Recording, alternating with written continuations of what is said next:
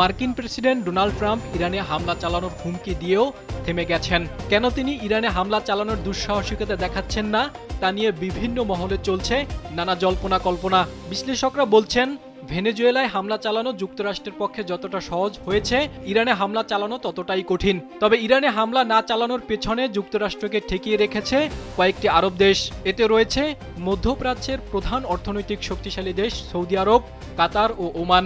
মার্কিন প্রভাবশালী সংবাদ মাধ্যম দ্য ওয়াল স্ট্রিট জার্নালের এক প্রতিবেদনে এই তথ্য উঠে এসেছে। ইরানে মুদ্রাস্ফীতি ভয়াবহ আকার ধারণ করায় এবং জীবনযাত্রার মান অস্বাভাবিকভাবে বেড়ে যাওয়ার কারণে এর প্রতিবাদ জানিয়ে গেল ডিসেম্বরে বিক্ষোভে নামে দেশটির ব্যবসায়ীরা। এরপর এতে যোগ দেয় সাধারণ মানুষ। কয়েকদিনের মধ্যেই এই বিক্ষোভ পুরো ইরান জুড়ে ছড়িয়ে পড়ে। বিক্ষোভ দমনে কঠোর পদক্ষেপ গ্রহণ করে ইরানি কর্তৃপক্ষ। বন্ধ করে দেওয়া হয় ইন্টারনেট সংযোগ।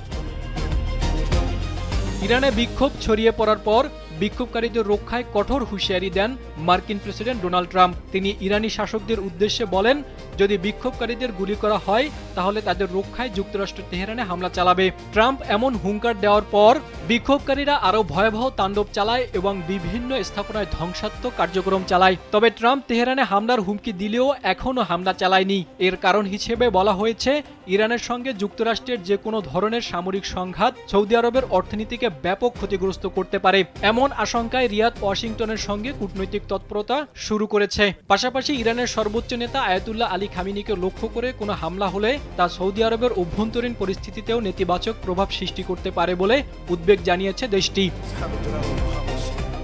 উপসাগরীয় আরব দেশগুলোর পক্ষ থেকে এ ধরনের বাধার পেছনে আরেকটি উদ্বেগ হল গুরুত্বপূর্ণ হরমুজ প্রণালীকে সচল রাখা।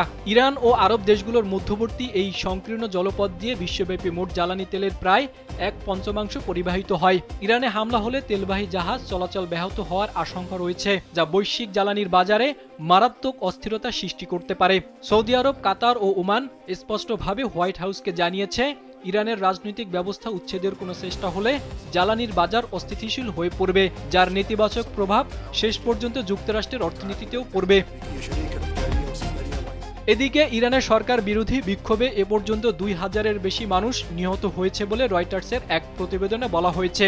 তবে ইরানে গত কয়েক বছরের মধ্যে হওয়া সবচেয়ে বড় বিক্ষোভ অনেকটাই নিয়ন্ত্রণে নিয়েছে দেশটির সরকার। তেহরান বিশ্ববিদ্যালয়ের প্রফেসর ফুয়াদ ইজাদি আল জাজিরাকে বলেন, গত কয়েকদিনে বড় ধরনের কোনো বিক্ষোভ আর হয়নি।